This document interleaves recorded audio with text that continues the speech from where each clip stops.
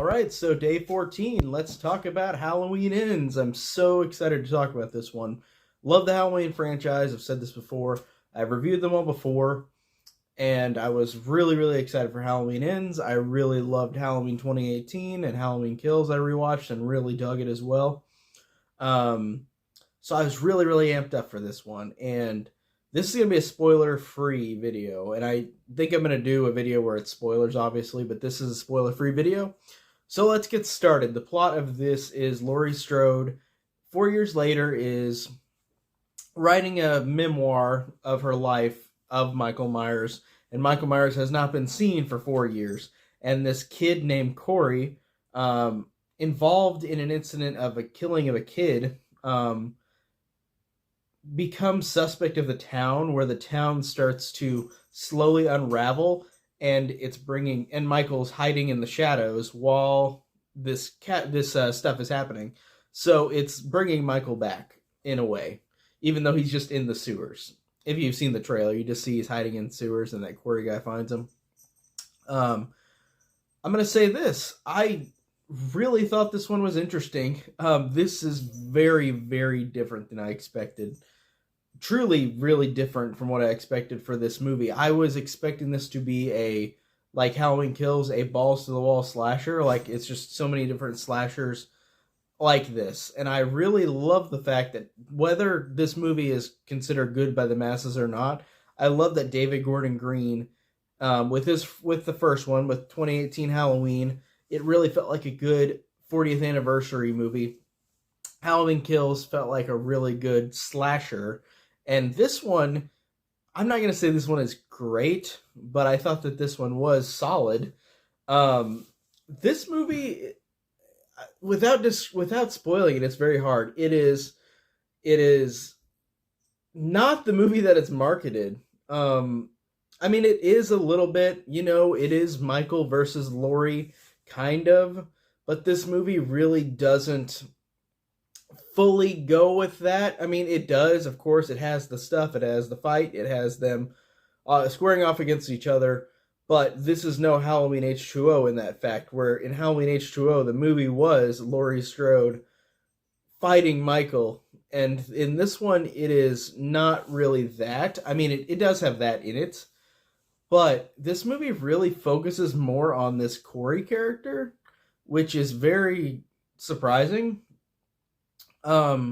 This movie had some good atmosphere, and it felt like something like Christine or The Fog. And I like the fact that Haddonfield in this movie, 4 years since Halloween and Halloween Kills, it feels like Amityville. Like, it feels like a ghost town. Like, there's a shark waiting to attack, and Michael Myers is there.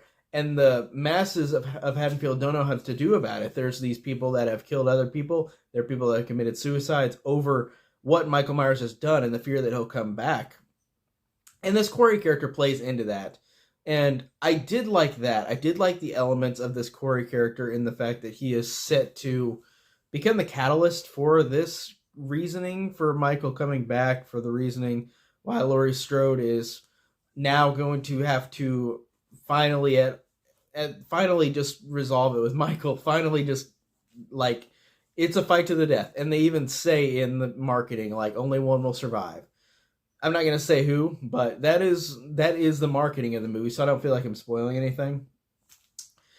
This one, really, it felt like Christine, The Fog, like a lot at the very beginning. Like, this really felt like that, in a solid way. I like the fact that the more I think about this movie, the more I'm liking it more, because whenever I got out of the movie last night, I was not shocked, but I was like, how do I understand what just happened in this movie? Because the movie has some great things about it. Without spoiling it, the ending, I think, is really great. It is a great climax. It is a great ending for these characters, and I really dug the hell out of that. That was great. Cat's in the background. If you're hearing that jingling noise, she's on a chair. So disregard that. But Laurie Strode in this is has now freed herself from everything. After all the stuff that happened in Halloween and Halloween Kills, she has freed herself, but then gets taken back into the situation where Michael comes back.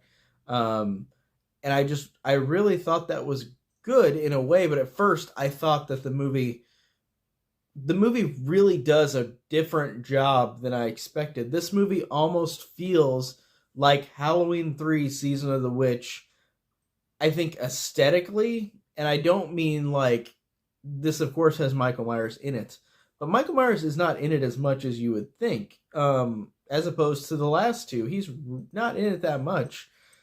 He's of course in it when he needs to be, but he really is the shark in this movie. He is the hidden villain in this movie, and I like that it focuses on the tragedy of these characters and the tragedy of this town, and it does a good job. If Halloween 2018 was about trauma and about Laurie and her mother and her grandmother overcoming this fear of Michael Myers and stopping him, even though they couldn't, and Halloween Kills was about mob violence and that mentality that tried to stop Michael but it couldn't. This one is about the town's repercussions of the town not being able to cope with what has happened, and I really like that. I thought that was interesting. I can't. I want to say something, but I feel like this is slight spoilery. Like I said, Michael is not in the movie that much. He's of course in it, but this movie kind of shifts focus on other characters, and I was genuinely surprised they did it. And that's going to turn a lot of people off. It's going to piss a lot of people off, which I'm fine with. At first I was like, man, what is this? But I really am thinking, I'm glad I thought the night over before I did this review, because I really didn't think that this at first was that great. But the more I'm thinking about it, the more I'm thinking that this really isn't that badly executed. It's just, it feels slightly rushed, because it elaborates all this new stuff, but then it's only in this one movie. And this movie feels tonally different than the last two. Like, it opens up with like this weird scene, this music with a DJ playing over the Universal logo. I thought that was interesting and weird. And it happens a scene with Corey at the beginning, which is a year after the 2018 events, and then it goes to 2022, 4 years later. So I really thought that tonally kind of set the mood for the movie. The movie was really weird, with what they did with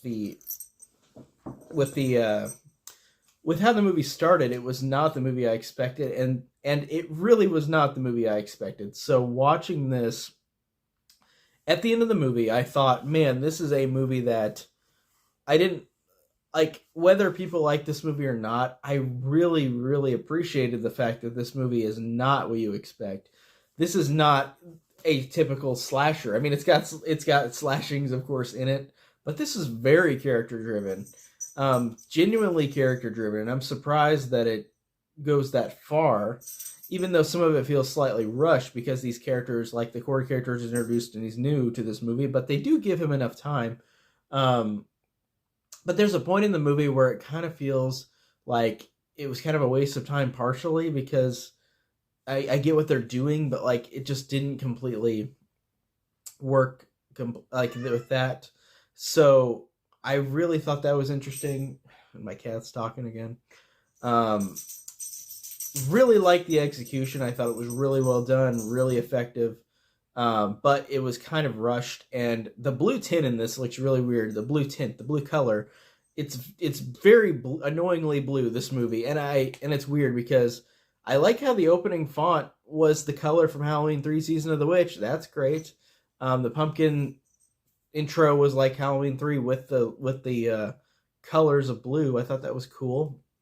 But yeah, mixed bag. I think it's better than it is worse, but I did like Halloween Ends. I thought that this was a solid one. It's not amazing, but I thought it was solid for what they were trying to do. I still appreciate the uniqueness of it, in the franchise itself. So yeah, spoiler video sometime soon. I'm gonna rewatch it again. Of course, I saw it in theater, so now I'm gonna watch it on Peacock. But yeah, I enjoyed it. I thought it was fun. So that's it for today. Like I said, more videos coming up for 31 days of horror. I'm on day 14. See you guys in the next video. Take care.